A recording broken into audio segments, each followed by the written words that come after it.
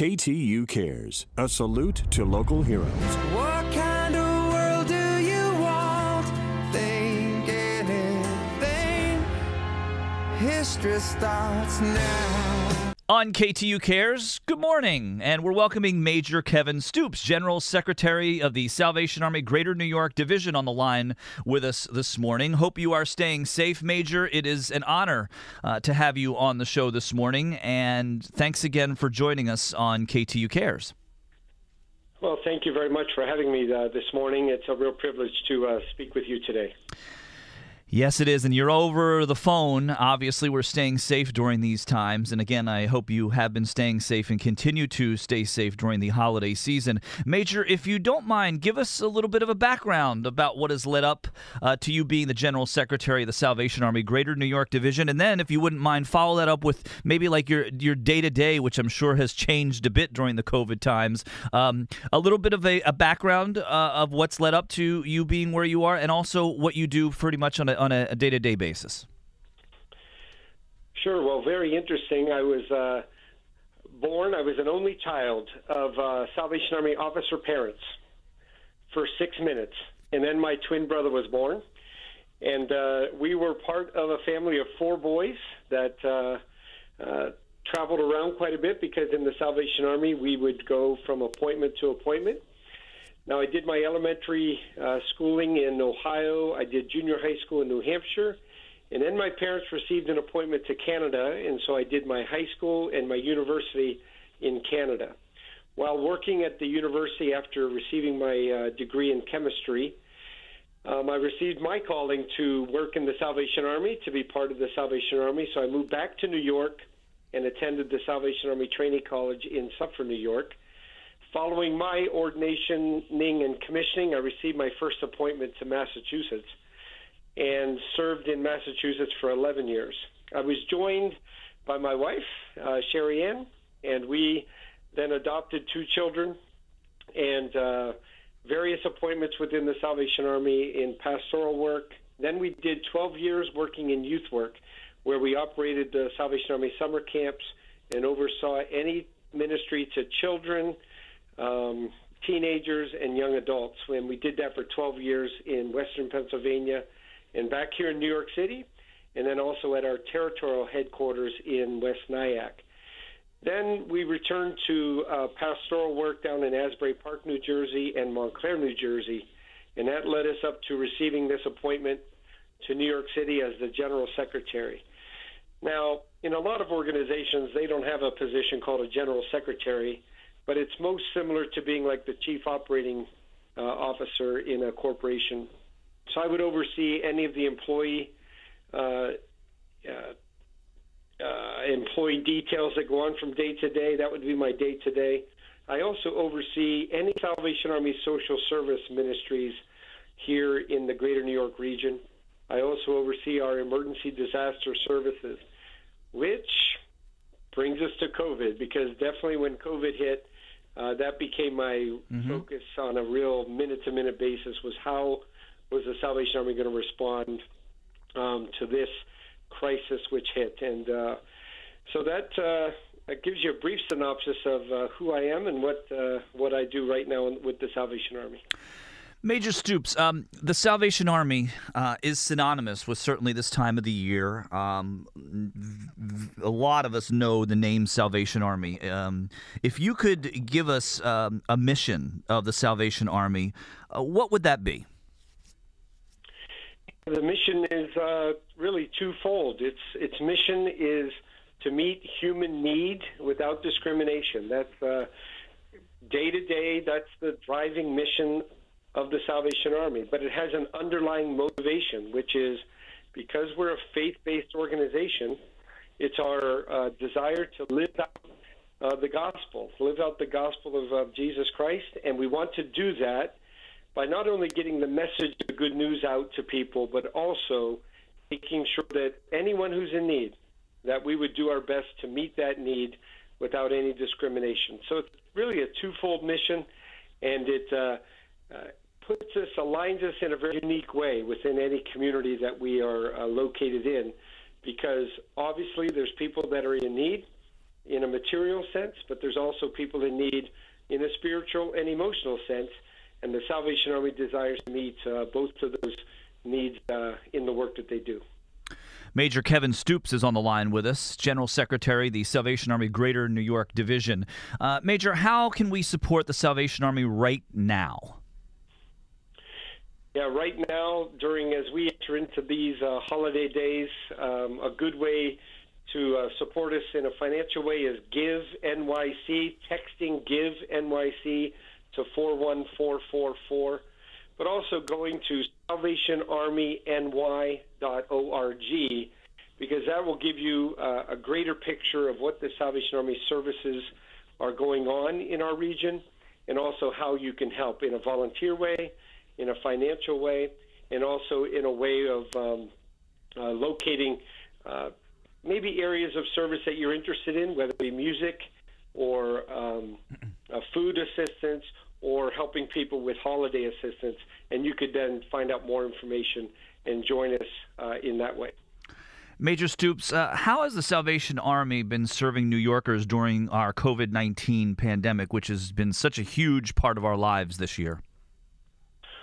Oh, boy. When we got word of COVID-19 really descending upon us in New York back in early March, the Salvation Army, we have 38 centers within the New York region, and we really called upon all 38 of those essential centers to begin a intentional feeding program.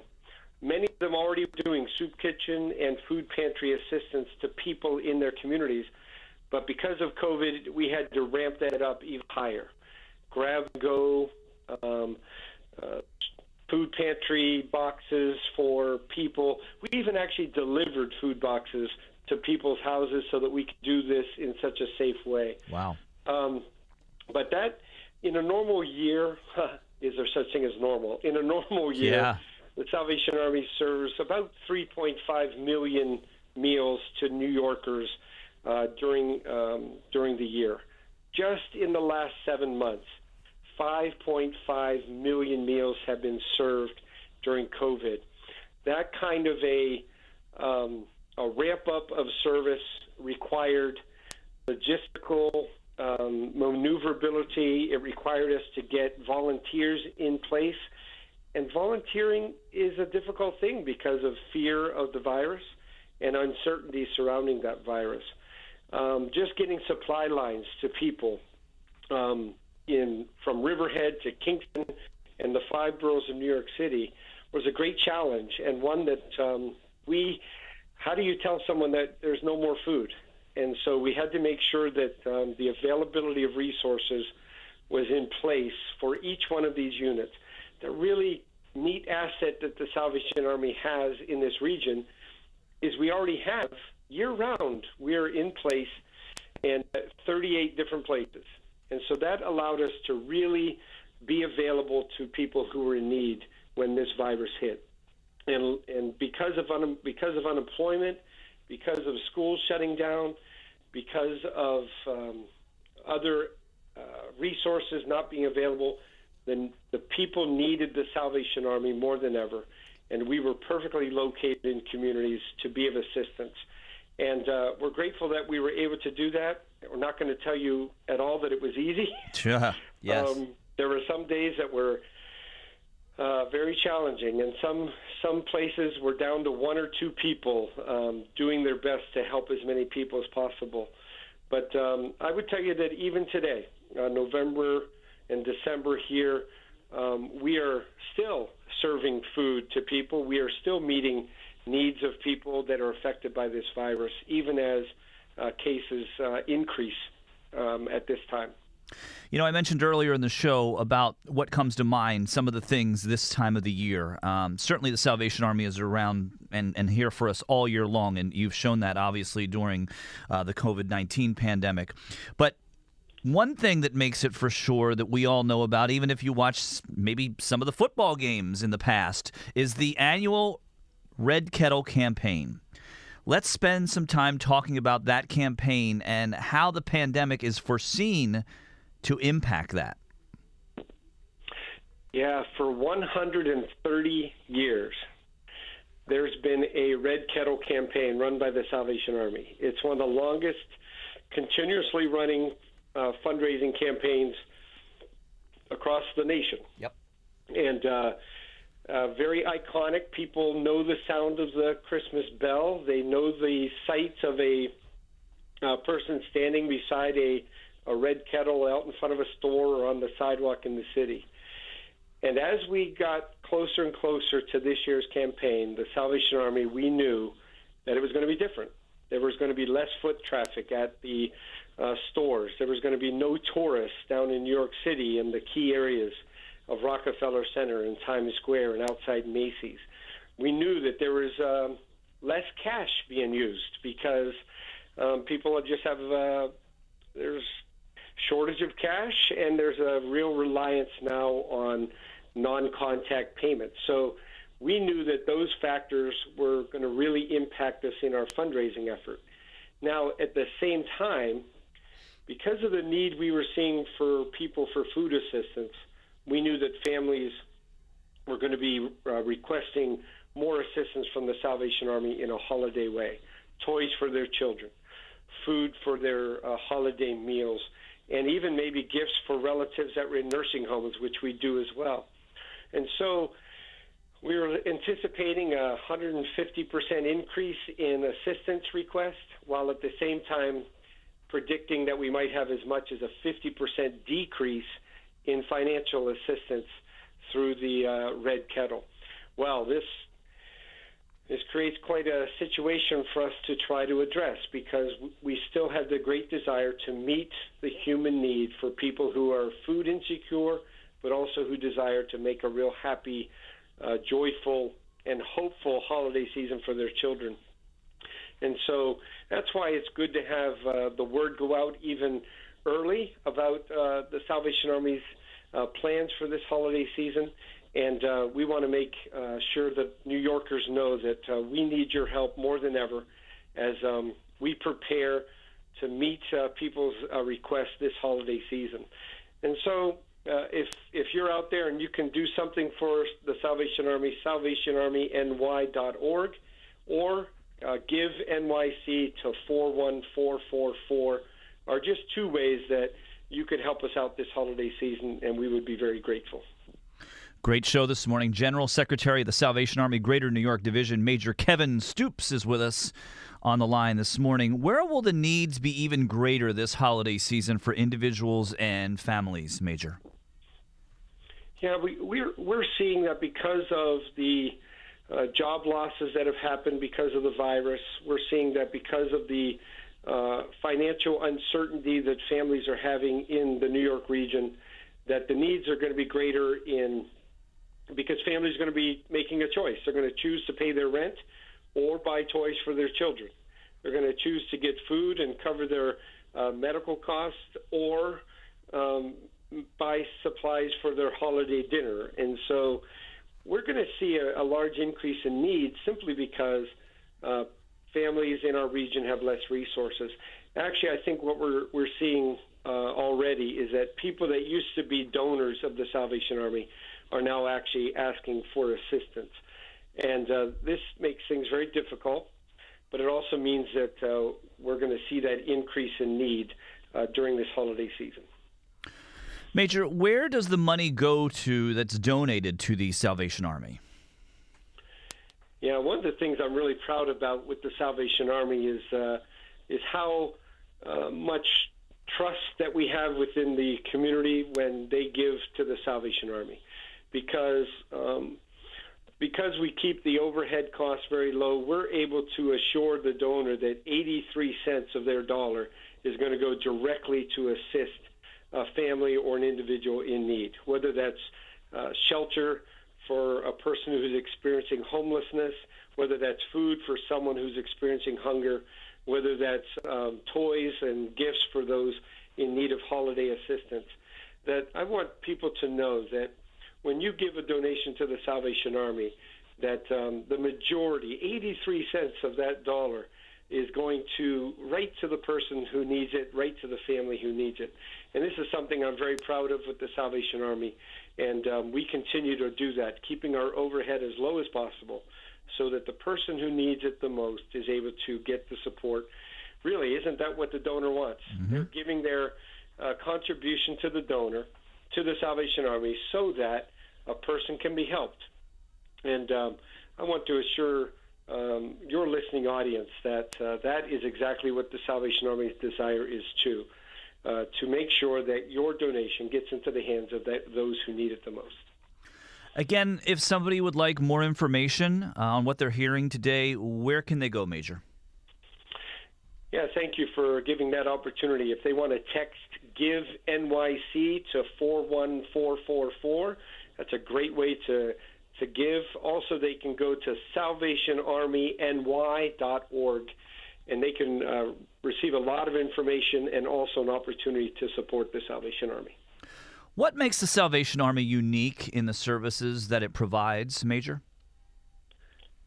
Yeah, I think it's a great question about what makes us unique.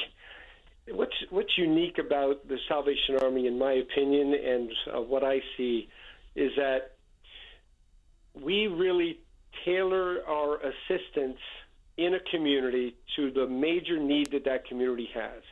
For example, take Port Jervis. Port Jervis, a small community up there on the border of Pennsylvania, New Jersey, they're part of our region. One of the greatest needs during COVID was that their school system wanted to still get food to their students. And so they called upon the Salvation Army to deliver food to school students each day during COVID. And the Salvation Army was able to do that. Then you take another community down in the city, like right on 125th Street. And the need there was a large 300 to 400 people a day who were needing meals, lunch and dinner, and a lot of them lived on the street. So how do you do that? You're not going to give them a can that requires a can opener.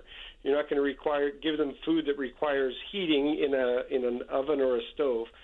So here we have two different locations, two different needs that needed to be met, and yet the Salvation Army is able to be flexible and cater the assistance to the major need that's going on in that region. And I think that's one of the great things about the Salvation Army is its flexibility, its ability to pivot pretty quick to meet the needs of a very specific location that it's in. And the fact that we're in 38 locations means that while we do some services that are very common and very, you can find them in each one, franchised, if you will, in another way, you'd find that they're very unique to that community. And that's a real strength that the Salvation Army has. Major Kevin Stoops is joining us this morning on KTU Cares. He's General Secretary of the Salvation Army Greater New York Division. Let's talk about the overall passion of the Salvation Army. Why is the Salvation Army's passionate, and why is it so passionate about serving others?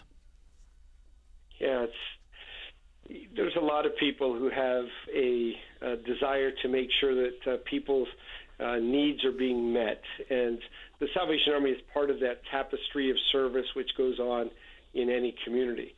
But the real driving passion that excites the Salvation Army and really motivates the work that they do is a real desire of seeing people's needs being met, and that's all of their needs, not just their physical needs or their material needs, but also their emotional and spiritual needs as well.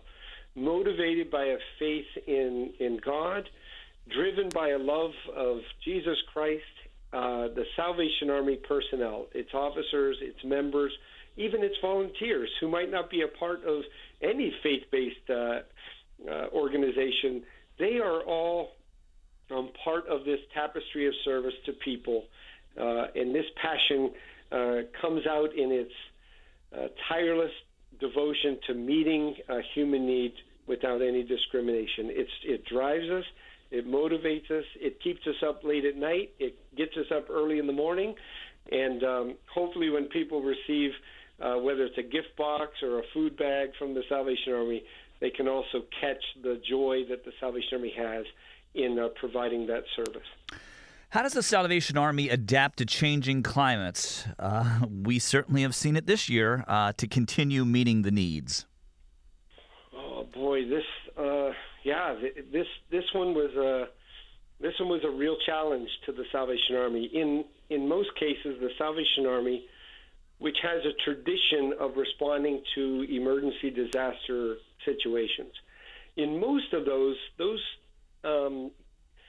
disaster situations, whether it be a tornado or a hurricane, or you think of Superstorm Sandy that affected us New Yorkers back in 2012, those are localized. And so we would respond normally by gathering everyone together, handing out supplies for cleaning or food boxes. We would gather everyone together and determine what their needs were, and then we would meet them. Well, along comes this pandemic. You don't want to gather everyone together because we need the social distance. You can't gather everyone together because you might pass the virus on to someone. And so how do we then meet the needs that people have, but do it in such a safe way? And so in this pandemic, very quickly, we received guidance from our leadership, which included me on those leadership discussions, and said we need to adapt our normal operational methods to a very changing time, which with this pandemic. So everyone gets personal protective equipment, everyone gets masks, everyone gets hand sanitizer, everyone's encouraged to wash their hands, on and on, the things that we all are familiar with and we know. And so very quickly we're able to provide service. If you could see the lineup of people down on 14th Street every day when they line up for lunch, you would see the hash marks on the sidewalk so people know where to stand. You would see volunteers passing out masks to anyone who doesn't have a mask, and you would see the food being served to them in a way which keeps them very safe. This kind of confidence, people are then confident in the Salvation Army that they are going to be protected not only by what we do, but also in the service that we provide. And that required a quick adaptation to the way we do things, and one which I'm grateful with the way that the Salvation Army does their service, because we do it in a way which keeps people safe during these days. Major, I know you've mentioned throughout the show, obviously, aside from holiday assistance, give us some examples, again, if you don't mind. What does the Salvation Army do in our communities throughout the year? And again, this year is certainly one in which it was challenging, and you were certainly ever present, just like you mentioned when Sandy came through and things like that. But spend some time, again, if you don't mind, on where the Salvation Army is throughout the communities throughout the year. Yeah, some of the exciting things that happen throughout the year, and these happen every day, is children would receive programming that would help them with their life skill development. They would come together as groups for elementary school and they would meet together as boys and girls and learn life skills and a new skill that they would be able to use into their adulthood. Music lessons. The Salvation Army is the second largest provider of music lessons in New York, other than the public schools. 66,000 hours of music lessons were provided to children in 2019. That's a tremendous accomplishment, and these children then have a skill which could help them break any cycle of poverty which they might be in. Summer camp. The Salvation Army offers summer camp and day camp and after school and daycare services throughout the city and out in the outlying regions. But summer camp this year, imagine, we had to shut down our camp, which is called Star Lake Camp, because of the pandemic.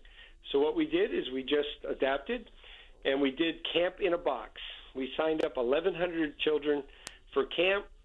We assigned them a counselor who would meet with them online, and we sent them a box of supplies filled with games and arts and crafts and even snacks. And then each day of the week, when they would normally be at camp, they were able to experience Camp in a Box. Well, we got feedback from those children that this was the highlight of their summer because they were able to see their friends online, but also experience great activities that arrived in a box. So, and then we still did music lessons all this summer through the pandemic. But throughout the year, shelter services for those who are experiencing homelessness, feeding services for those who are hungry, children's programming, programs for senior citizens so they could socialize and get together, and then, of course, a lot of stuff for children, right from daycare to after school to summer camp programs for children. This is a tapestry of stuff that happens throughout the year, and grateful the Salvation Army still continues to do programming every day of the year. Major Kevin Stoops is with us, General Secretary, the Salvation Army Greater New York Division. We have about 5 minutes left in the show. I would like this time to be maybe if you haven't mentioned something that you'd like our listeners to know about, Major. Also, maybe if you'd like to reiterate something. My last question will be, let's talk about the Salvation Army's, again, Red Kettle campaign and what it means for 2020. So we will spend a couple of minutes on that toward the end. But in the next minute or two, if there's something that you haven't mentioned yet that you think is really important for our listeners to know or something you'd like to repeat. Sure. I think I want our listeners to know that we need your support. We have need of your support in volunteering to help not just with holiday assistance programs or feeding program, but if you have a desire to work with children or work with adults, we could sure use your help. So if you're interested in that, salvationarmyny.org, that will give you some volunteer opportunities. We'd love to have you be part of the Army behind the Army, supporting us in that way. And if you're able to support us financially, obviously give NYC to 41444. That's a text-to-give option, and that would be very important. Those are some of the things that I really want to encourage our listeners today and know about the Salvation Army. And lastly, Major, as we said, the Salvation Army's annual Red Kettle campaign for 2020. In the remaining couple of minutes, go over that for us. Yeah, the Red Kettle campaign is a very traditional part of any New York Christmas, but any Christmas around this region. And so there's a very good possibility, there's an assurance that there's going to be less of those red kettles out on the street and out on the sidewalks this year. So I would say to our listeners that if you see a red kettle, please be generous.